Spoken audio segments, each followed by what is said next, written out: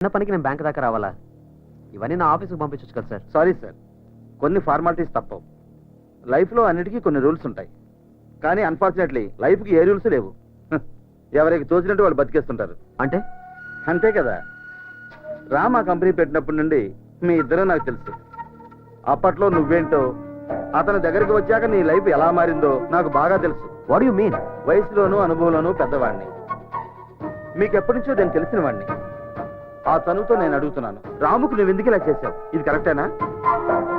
Shut up. మీ limits లో మీరుంటే మర్యాదగా ఉంటుంది. ఏజ్ని అడ్వాంటేజ్ గా తీసుకుని మీ రేంజ్ని ఎక్సీడ్ అవ్వద్దు. చెప్పాల్సిన అవసరం నాకు లేదు, కానీ ఎందుకో మీకు చెప్పాలనిపించి చెప్తున్నాను. నాకు కావాల్సిన ఒక ముఖ్యమైనది ఆ రామ్ గఢ్ దగ్గర ఉంది. అది తీసుకునేంత వరకు నేను వదలను. అప్పుడే ఏమైంది? అసలు కదా ముందుంది. In friends there is a crocodile festival. వస్తా.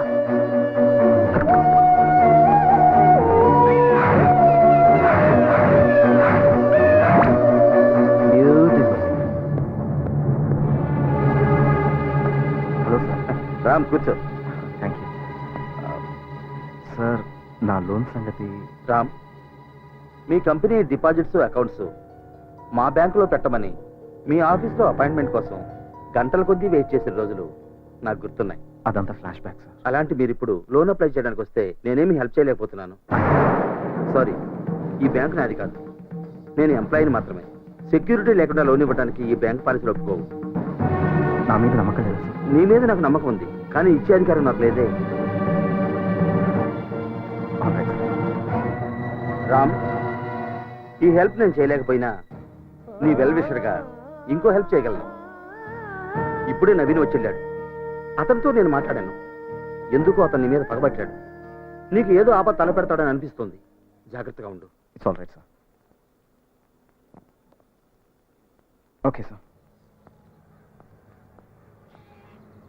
ఆటో.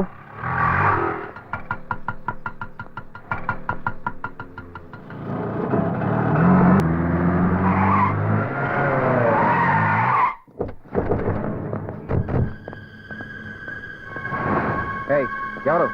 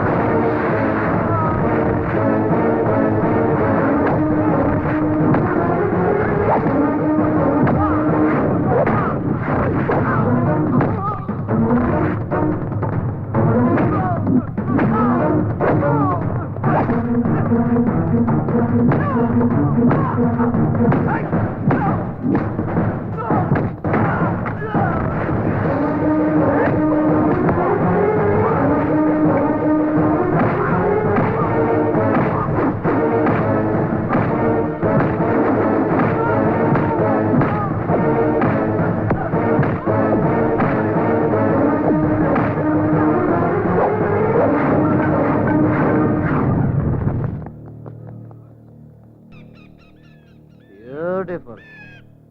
అనుభవించు రాజా, అనుభవించు. రోడ్డు మీద అడుక్కు తింటుంటే ఫ్రెండ్ అని చేరదీశాను. నమ్మాను, పార్ట్నర్ది చేశాను.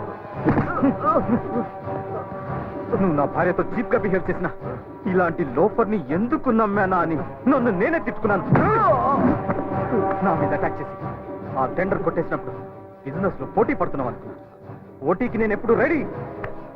మళ్ళీ ఈ రోజు మనుషుల్ని పెట్టి నన్ను చంపించాలని చూశాను. అది పోటీ కాదు, శత్రుత్వాన్ని నేను సహించను. చెప్పేది విను. అఫ్ కోర్స్ నేను దొంగనా కొడుకునే. విశ్వాసం అంటే నాకు తెలీదు. I don't know. నాకు డబ్బు అంటే ఇష్టం. I love money. అందుకోసం ఏమైనా చేస్తాను. అవును, అమ్ముడు పోయాను. కానీ నీ మీద అటాక్ చేయించింది మాత్రం నేను కాదు, పైన ఒకడున్నాడు. ఎవరు? దేవ్. దేవ్? వాడేవాడు? యూకే నుంచి వచ్చాడు. Multi millionaire, business magnet. వాడికి నీకు మధ్య ఏముందో నాకు తెలీదు. ఇదంతా చేయిస్తుంది వాడు. నీకు దమ్ముంటే వెళ్ళి వాడిని అడుగు. నాకు అతను ఎవరో తెలియాలి. నేను అతన్ని కలవాలి. ఏదో ఒకటి చేయండి. ఓకే, ఉంటాను. ఏమైందండి? దేవ్. ఈ దేవ్ ఎవరు?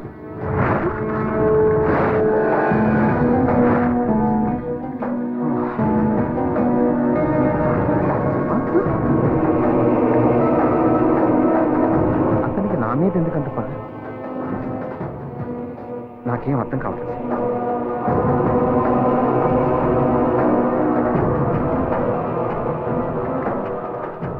నన్ను దెబ్బతీసింది ఆ నవీన్ గారు కాదు. వాడి వెనుకున్న అసలు వ్యక్తి దేవ్ అంట. నాశనం చేస్తాను శిల్ప. నేనైతే ఎప్పుడు అలాంటి పేరు వినలేదు. అతను ఎవరో కూడా నాకు తెలియదు.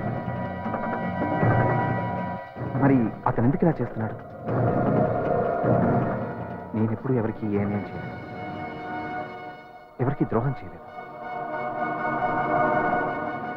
నాకు శత్రువులు ఎవరుంటారు? Who is this Dev? Why is he behind మీ?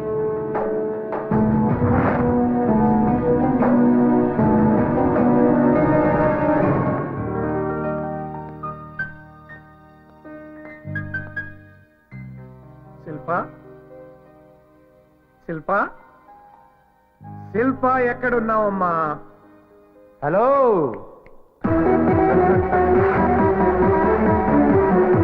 నువ్వేంట్రా ఇక్కడ? నేనే ఇక్కడే నేను. ఎవరు ఎక్కడుండాలో అక్కడే ఉన్నారు.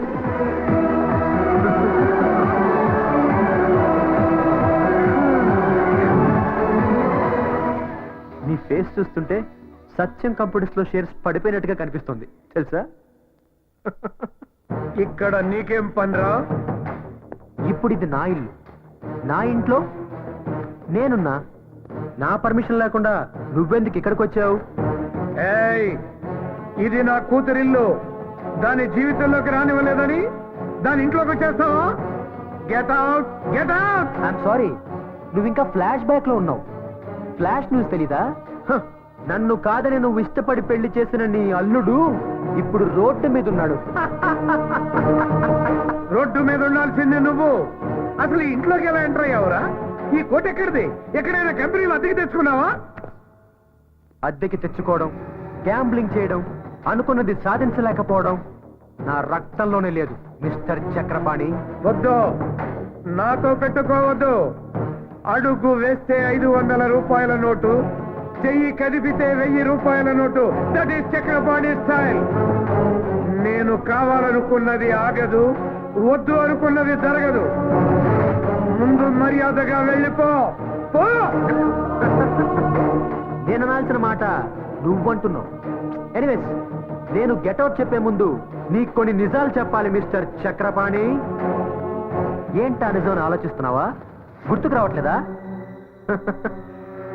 ఈ డబ్బు, డాబు, సూటు, బూటు నా దగ్గర లేవని నా ప్రేమనే చంపేశావు. కానీ ఇప్పుడు ఇవన్నీ నా దగ్గర ఉన్నాయి. కూతురికి డబ్బున్న వాడిని చూసి పెళ్లి చేశావు. ఇప్పుడు వాడు ఆ డబ్బునే పోగొట్టుకుని రోడ్డు మీద పడ్డాడు. రోడ్డు మీద. ఓకే, నీ కూతురికి విడాకులు ఇప్పించి ఇప్పుడు నాతో పెళ్లి చేస్తావా? ఆ? ఓకే అని చెప్తే మిస్టర్ చక్రపాణి, నీలాంటి వాళ్ళని గంటకి 1000 సార్లు కొంటాను నేను. ఏయ్, అసలు ఏ మోసం చేసిన అల్లుడిని రోడ్డు పాలు చేసావు? ఏ అన్న చూసుకుని ఇల్లు కొన్నావు? నా కూతుర్ని అల్లుడిని ఏం చేసావో చెప్పు, లేకపోతే ఇప్పుడే పోలీసులు పిలిచి. హలో, పోలీసులు నువ్వు పిలిస్తే రారు, నేను చిటికేస్తే వస్తారు. కావాలంటే హోమ్ మినిస్టర్ లైన్ లో పెట్టించనా? హ, నువ్వు పిలిపించిన పోలీసులతోనే నా ఇంటికొచ్చి నా మీదే దాడి చేశావని వాళ్ళతో నిన్నే అరెస్ట్ చేయిస్తాను. You know that?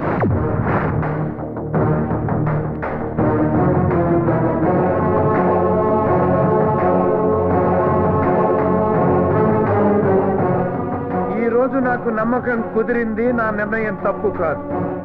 నువ్వు సరైన వాడివి కాదు.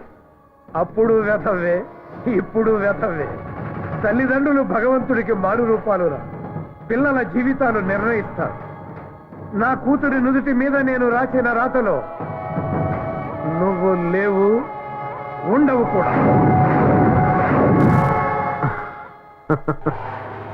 మామా, ఎలాగైనా సరే, ఎప్పటికైనా సరే నేను నీ అల్లుడినై తీరతాను.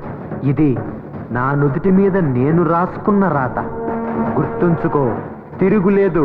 వాడికి అంత కెపాసిటీ లేదు. ఎలా ఎలా చేస్తున్నాడు? Please don't be emotional. మిమ్మల్ని నేను ఎప్పుడూ ఇలా చూడలేదు. భయమేస్తుంది. మీరు చాలా మంచివారు. మీకు ఎప్పుడు చెడు జరగదు. Forget it. ఇంత జరిగినా మాకెందుకు చెప్పలేదమ్మా? మిమ్మల్ని బాధపెట్టడం ఇష్టం లేక. నా కూతురు తన కష్టం నాకు చెప్పుకోలేదని తెలిసి ఇంకా బాధగా ఉందమ్మా.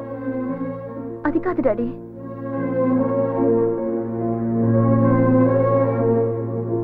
నేను ఆస్తి చూసుకుని బ్రతకటం లేదమ్మా, నిన్ను చూసుకుని బ్రతుకుతున్నా. ఆస్తి అంతా నీ పేరా అల్లుడి పేరా రాసేస్తాను, నీ వెనక నేనుంటానమ్మా. వద్దు డాడీ, ఈ విషయం మీకు తెలియడం ఆయనకి ఇష్టం లేదు. మీరు ఇక్కడికి వచ్చినట్టు కూడా ఆయనకి తెలియకూడదు. ఆయనకు ఆత్మాభిమానం ఎక్కువ, హర్ట్ అవుతారు. ఆత్మవిశ్వాసం కూడా ఎక్కువే.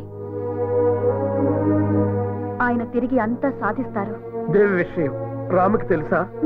తెలీదు, తెలియకూడదు. నన్ను ఇంతగా ప్రేమించే ఆయనకి నేను పెళ్లికి ముందు ఇంకో వ్యక్తిని ప్రేమించానని తెలిస్తే ఏమవుతుందో అని భయంగా ఉంది.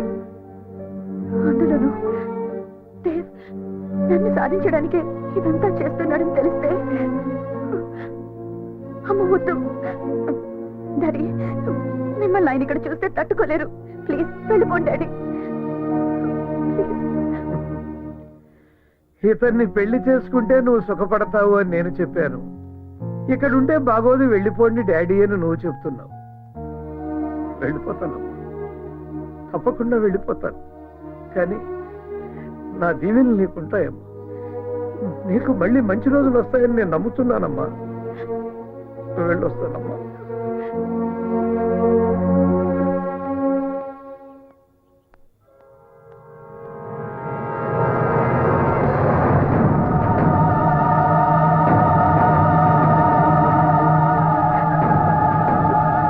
శిల్పా,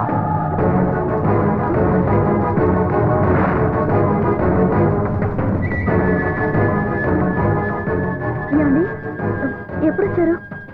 స్నానం చేసిరండి, భోజనం వడ్డిస్తాను. శిల్పా, మన పెళ్ళి నీకు ఇష్టం లేకుండా జరిగిందా? నాకు ఎప్పుడు ఎందుకు చెప్పలేదు? మన మధ్య అంతరహస్యమా?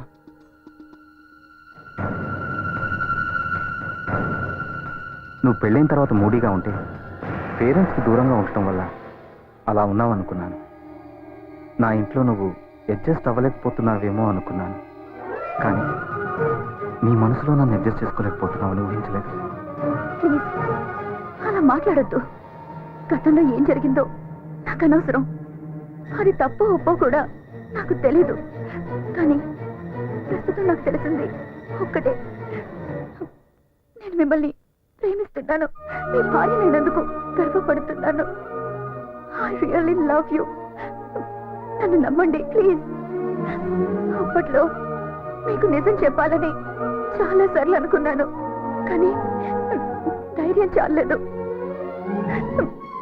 మీరు నన్ను తిడతారని కాదు, హర్ట్ అవుతారని. మిమ్మల్ని చాలా బాధ పెట్టాను, నన్ను క్షమించండి.